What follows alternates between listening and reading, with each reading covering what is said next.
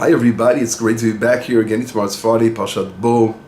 I want to talk about an important foundation that will help us understand what's the whole coming out of Egypt, what's going on in the world today. It's an extremely deep concept, and that is called speech, dibur.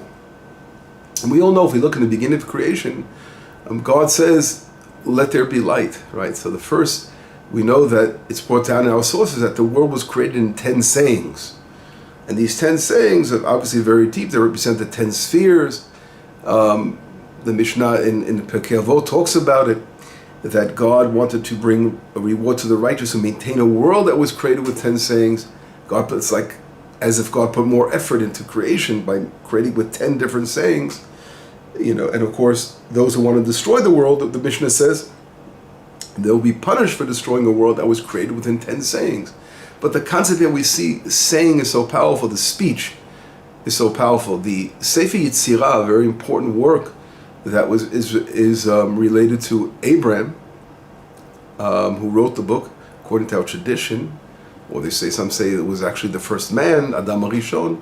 But in Sefer Yetzirah, it talks about how God created the world with the letters, and with the 22 letters of the alphabet.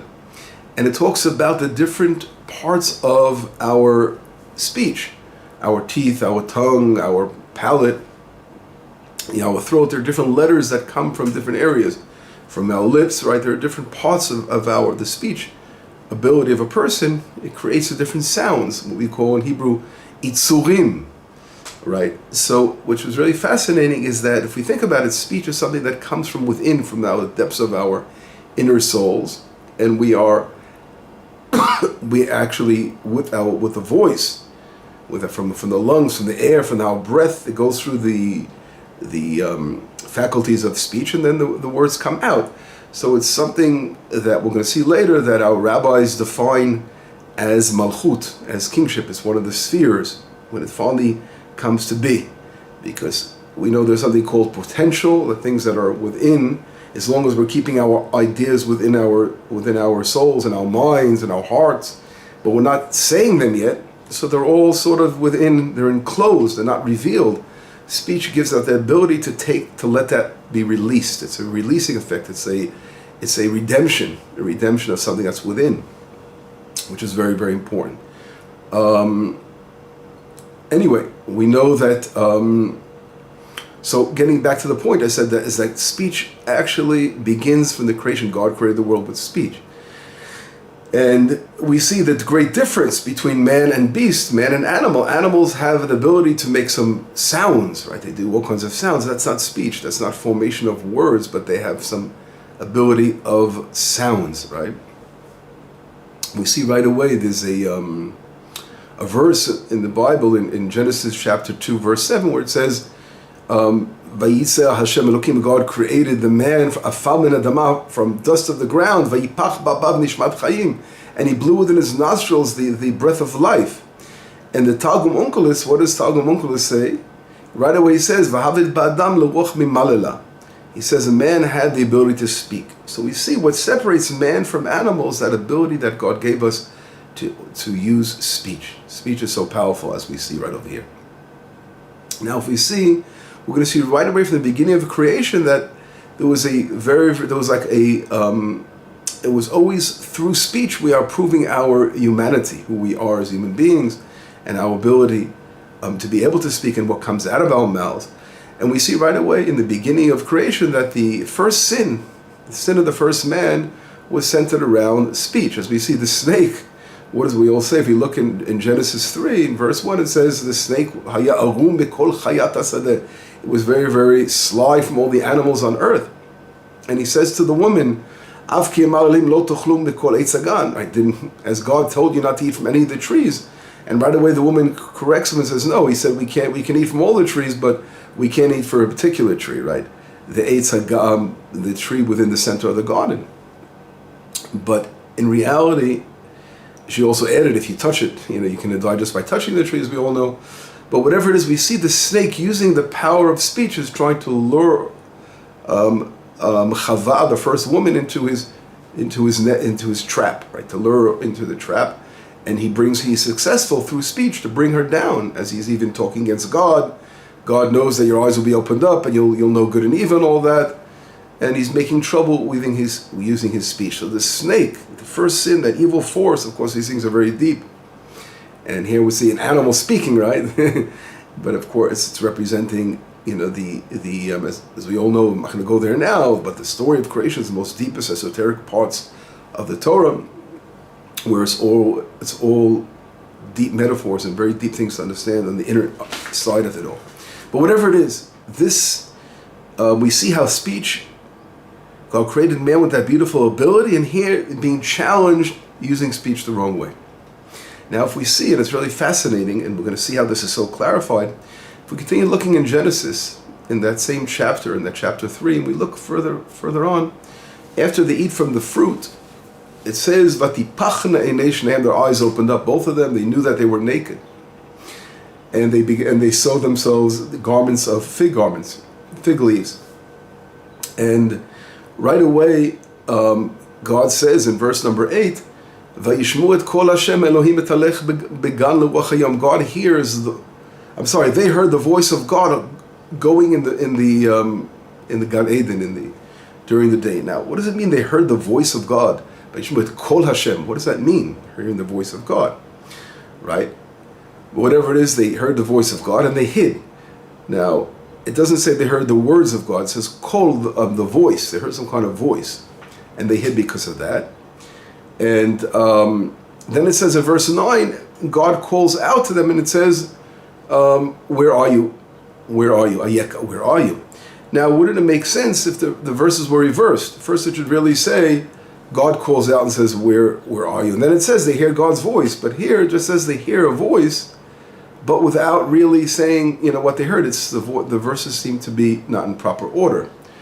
But in reality, there's something very, very extremely deep about this. And what's referring to is that when they hear God's voice going, mithalech, right? It's a certain Hebrew form called hitpa'el in the Hebrew grammar.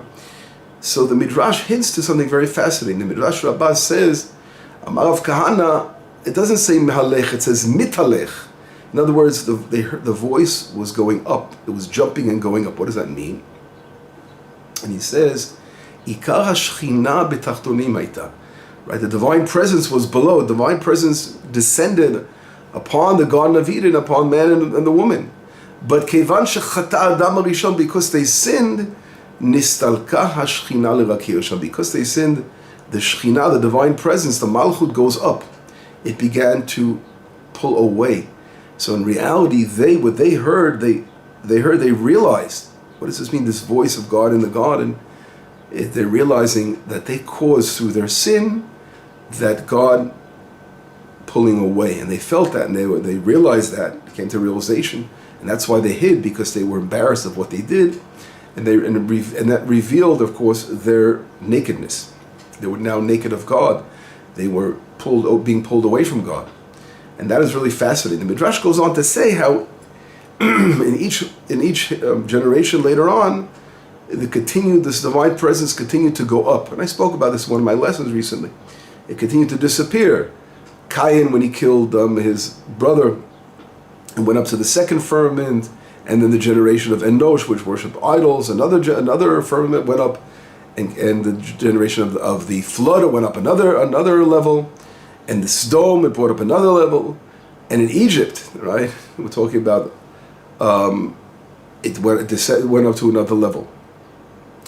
And what happened was, later on, it talks about how each of the righteous forefathers of ours, they're working the opposite. They're working to bring down the divine presence. So when they appear, they're doing their righteousness and they're spreading the word of Hashem. So they're bringing the divine presence back down to the ground.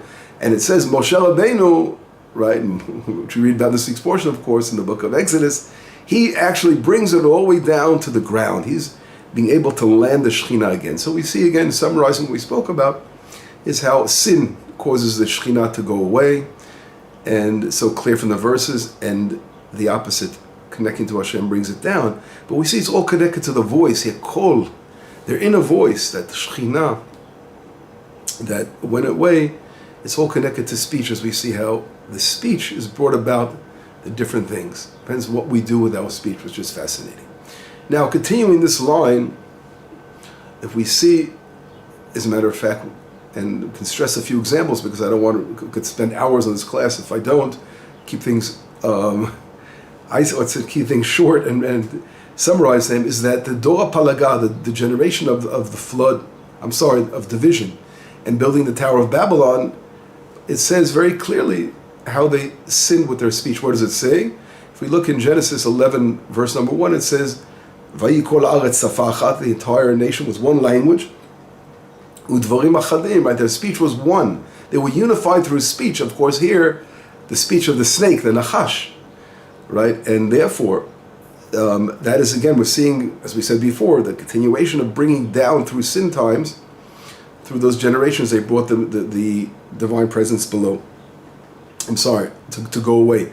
Later on, Abraham Avinu comes back and he begins to rectify this terrible situation. So if we see very carefully, to summarize again, in the summaries, we see that the dibur, the speech, is extremely, that is the most important facet of a human being, which can we either go to use it for the good, or use it for the bad. Now, as I said before, Malchut, kingship, is connected to speech. And as we speak, we allow our things that are trapped within us, sort of in an exile, right? They can't come out, that being released and brought to redemption. Now, this concept is exactly what's brought down in the Zohar Kadosh. The Zohar Kadosh, he talks about how in Egypt, speech was totally in exile. And when we came out of Egypt, it was a way of releasing the speech from that inner exile. And he talks about how, a few examples, it says, Moshe Rabbeinu is talking to Israel, and we saw that last week's portion, they're not listening to him because of Kotze Ruach. In other words, they couldn't catch their breath, they were totally, because of the slavery, they didn't have time to rest. And their whole inner being was locked in, and therefore we call this, what is the Malchut? The Malchut's concept is to bring something to fruition. The Malchut, which God's kingdom coming out, was still not there with the 10 plagues and beginning to release the judgment against the Egyptians, which is again was still locked away. And therefore, if we look at the verses regarding Moshe Rabbeinu was, think about it, God sends someone to go to Paro who was totally tongue-tied, right? Moshe Rabbeinu himself says, he's not a man of speech. He was kavad lashon, kvad peh, he had a heaviness of his mouth and his tongue. He couldn't really speak. And God tells him to go. God is telling him to go to talk to Paro, and Paro's not listening to him. He goes, since I'm coming to Paro, things are getting worse. And it's really fascinating. If you look in Exodus in chapter 4, verse 10, it says, Vayom Moshe Hashem, Moshe Rabbeinu says to God, Bi Hashem, lo ish dvarim anochi, I'm not a man of words. Gam mitmol, gam milshon, gam me'az dabercha el avdecha. So the word is being used here is gam. Gam in Hebrew, if you take it 3 times, gam, gam, gam, gam, ligamge means when someone has a stutter. So Moshe Rabbeinu wasn't able to get the words out. And and again, we see that there was something with the speech that was trapped within. He couldn't release that. And God promises, don't worry, I will be with you, etc. And later on, God gets angry and he goes, okay, now your brother is going to join you. And we know in our sources, very, very deep, is that Moshe and Aaron together are like 2 lips. The Netzach and Yehod, which refer to the 2 lips of a person. But anyway, if we see again how the difficulty Moshe Rabbeinu had as someone who the speech was like trapped and he couldn't get the words out. That was part of the whole thing because Paro, in Egypt, it's at that point, the divine presence, which is the Malchut, was again in exile. And until it's released, the speech was trapped. You feel like you can't get the words out. You can't breathe. You can't catch your breath. It's all within. That's Mitzrayim. Comes from the word meaning tzal, meaning very, very narrow. It's like trapped within, which is really very fascinating. Now, if we go on with this concept, we also see that in the Haggadah of Pesach, as we all know, we're talking about Jacob had to go down to Egypt, and it says a very strange remark in the Haggadah of Passover. It says, Anus al pi dibur.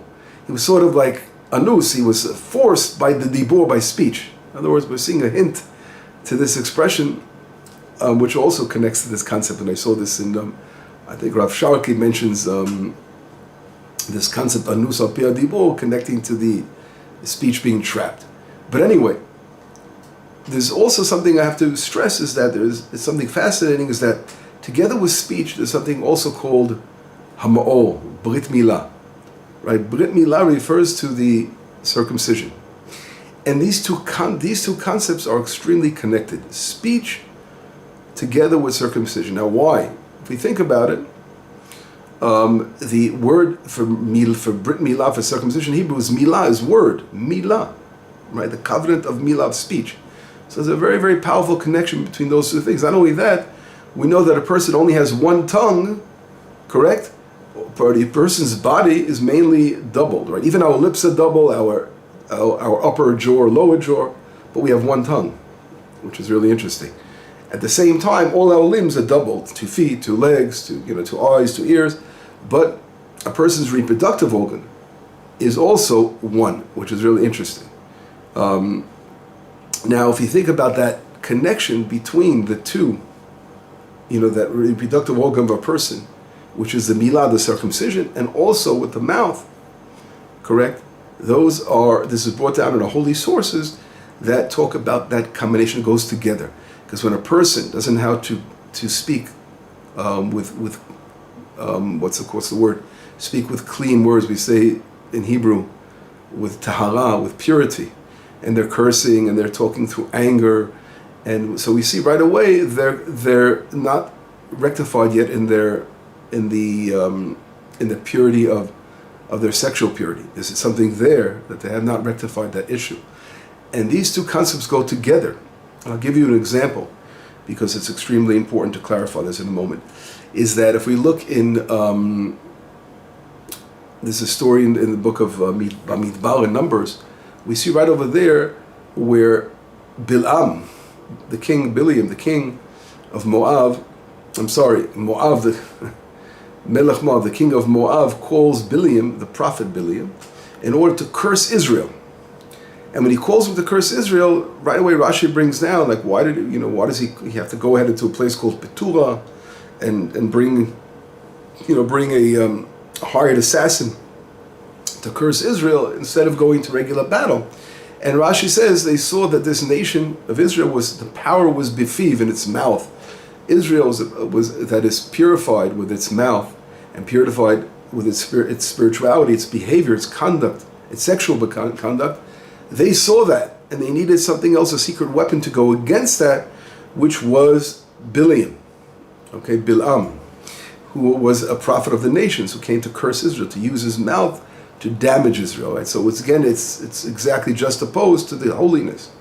And if we look at that concept, it's very, very deep, because the end of the whole story, the chapter of Balak, right, who was the king of Moab, that portion, at the end of Balak, we see that Bilam succeeds in giving advice, and Israel sins with the Midianites, correct? And they're sinning there.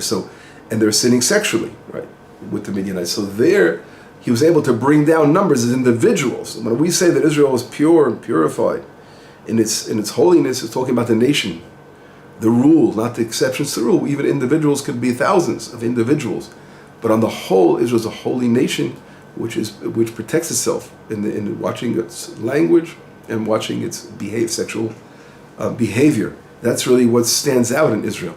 Look at Joseph, right? Yosef HaTzadik was able to withhold himself from the temptation of the wife of Potiphar, as an example. So those two concepts we see go together. The Brit, the circumcision, together with speech, as we see here. It's a war against those two things. And when you damage one of them, the other one goes with it. They sort of connect together. So the holy sources are always brought down in many places, bringing that down together. If we look, there are just so many examples of this freeing the speech, right? We must free that speech that was locked up in Egypt. If we look in, for example, in Exodus chapter 14, verse 2, it says, "Daber el bnei Yisrael v'yeshuv v'yachanu lefnei pi hachirot." We'll read this in Beshalach next week. They will encamp by pi hachirot, the place where they can't, bein Migdol and bein Hayam, between Migdol and the sea. This is right before the splitting of the Red Sea. But we see here right away, pi means the mouth will be free. Sort of hinting to this concept we're talking about right away. It's known, Passover, the holiday of Passover is Pesach, the mouth speaks. Pesach comes from also not only the Passover, but also Peh, the mouth speaks. This is brought down in the famous Kabbalist Arya Kadosh, and he talks about how that we see that the Goron, our person's throat, is Egypt. It's like trapped.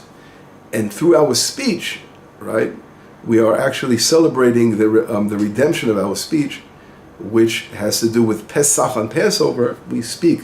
Not only that, we have, it says, anyone who speaks more and tells more about Passover is Mishubach, Areza Mishubach, right? Kol HaMarbeh Lesaper B'Yetziat Mitzrayim. Anyone who will continue to speaking about coming out of Egypt will be blessed. So we see the whole thing of the Haggadah. What does Haggadah mean in Hebrew? To talk. So we have to talk about the story of coming out of Egypt, and we'll see we're freeing our speech, we're letting our speech be released. It's all about that on Passover. It's also fascinating that Rabbi Nachman of Breslov, the famous, he talks about how that there's two kinds of speech. He said there's speech from our throats, and then there's speech from the oref, from the back of your neck. What is paro? Paro means ha'oref. Paro refers to the back of the neck. Right, that's really that is the word. The letters that spell the word paro in Hebrew, you can reverse them. It spells the same thing, meaning the neck, the back, behind side. The behind, we all know. Look, the other side refers to the other side, the darkness, the evil side, being turned away from God. Right, it's from the back. So some people are really speaking from the back of the neck. It's really not letting the words come out the way they should. And this, of course, is a reflection. It's a metaphor of what they stand for, what the Egyptians stand for, right? What Paro stood for, all that evil and uncleanliness, as we all know, they stood for. And therefore, the Rav Nachman talks, when he talks about that concept, he's saying that speech, on the one hand, Pesach, that's the whole beauty of Pesach. We're releasing our speech through our mouths, and as opposed to Paro, the evil Paro, who was talking from the back of his neck. If we look, and getting to our particular portion, particularly, the first mitzvah of Israel was commanded to is the new moon. And it says in our portion, "Achodesh hazeh lachem, Rosh Chodeshim," this will be a new month. As we right away all know, according to Jewish law, that it's not enough, the witnesses have to come and they testify they saw the new moon, but the court has to actually come out and they have to declare that the moon is mikudash, that they come out, the three judges that have to declare the new moon have to say mikudash, mikudash, right? And without saying those words mikudash, it's not yet rectified, it's not ready to declare the new moon. So we have actually the power of speech is what brings about the new moon, is saying those words. Now, we all know, and I'm not going to go there now, but in Judaism, the power of speech is so powerful, it actually creates reality. And we all know that, in so many ways. And we know when it comes to bringing oaths to the temple and all that, when a person says he's going to do something, he has to maintain that. So speech is so powerful, and that's why we have to be so careful with our speech. Because when we say, God forbid, when people are using their speech for the wrong things, they're going to bring about destruction, and they have a powerful effect. So always be careful using our speech in the proper way. And that's a basic foundation. I want to, again, because there's just so much here, and this will have to be developed into a series of lectures alone just on this concept. But I want to, again, focus on the portion.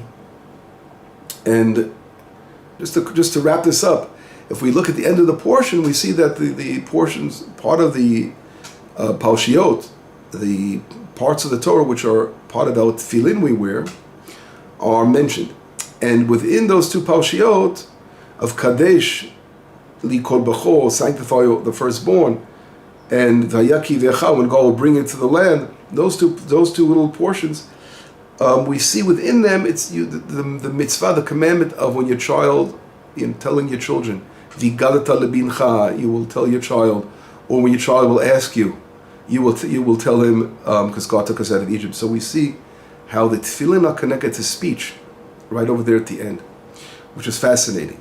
Now this concept brings us back to Paro, because Paro, we know in Egypt, they had a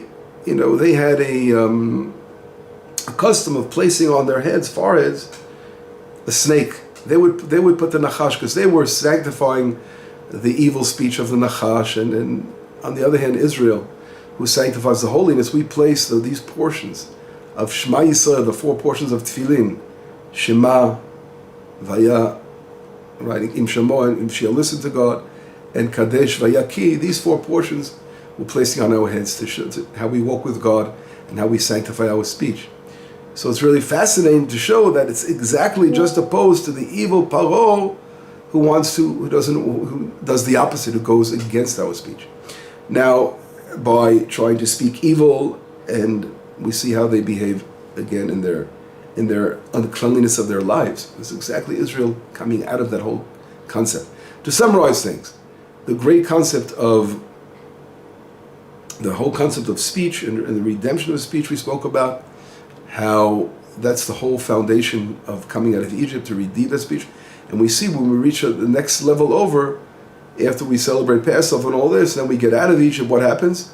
We receive Torah on Sinai, the holy speech all of Israel receives, the 10 Commandments, Aser the Dibrot, and that is the speaking Torah. That's when Moshe Rabbeinu now is totally healed, as we see at the end of the Torah. Moshe Rabbeinu now God is literally talking from his throat. God is talking from Moshe Rabbeinu's throat. In other words, Moshe Rabbeinu is totally now a vessel, a complete vessel, that the inner essence is coming out in a freedom totally. This is really, to summarize, what's going on today. What's going on today in Israel. Look what happened in Hague just last week, when they're trying to convince the world that Israel's committed war crimes. Right, South Africa out of all, challenging Israel. But of course it's ridiculous and lies, and there's no words for this stupidity. When Israel's fighting such a just war to try to eliminate evil in the world. And that's the thing, the truth is so connected to the speech of what we say. And we see all about the Hamas and all the behavior of the opposite, totally defiling themselves, how they defile the Jewish women. These women were raped brutally and murdered. So evil, in all forms of evil, that they're totally lacking. They're claiming they're doing circumcision. They don't. How the Talmud says, it talks about how those who are those from the nations, they're, even if they have the circumcision, they're not considered circumcised, because it has to do with, of course, with circumcising our heart as well, and who we are, and the way we speak, the way we behave, and not only in external things. But nevertheless, just to focus on this whole thing, is that Israel is fighting against this battle, against those who are trying to speak against us, to wage war against us. The whole world is a war of you can see how it's a war of speech, of how the media is distorting things, the fake news. It's all we see, the danger of speech. And we have to now, that's a sign again that has to be released. When that is released, that's malchut, that's kingship, that's when we're going to see another stage of our redemption process going forward and the world being rectified. So that's really what things stand today. That to release that speech, to let the truth be heard, and that will bring about the true rectification. Because when people listen to truth and begin to realize what really we have to work towards in this world, what really means to divine, to serve Hashem, to be good people in this world, then that will bring true peace to the world and rectify the world. But until that happens, the opposite is going to be evil in the world, and that's really what's going on. It's unbelievable. I can go on for a long more to discuss this concept. Just one more thing to mention. You can see how Blinken and talking the forcing Israel, this Palestinian state, like as if Palestine exists. That whole ridiculous concept, as if we didn't learn enough, we didn't just shown what these evil people want to do and eradicate Israel. But that's really not the point. The point is the land was given to the people of Israel for an everlasting inheritance, and no matter what, Israel remained in the hands of our people, and through a strong Israel, through an Israel that lives in the land of worshiping Hashem, speaking Torah, prayers through our temple. I think that's the source of our speech. When that comes, that will bring peace to the world. Not these ridiculous leaders that come and go claiming, you can hear from that they don't even believe what they're saying. Just listen to the way he speaks. They don't believe a word they're saying. And eventually we will overcome all these evils. Anyway, Shabbat Shalom, Besarot Tovot, Yeshuot, and Nechamot.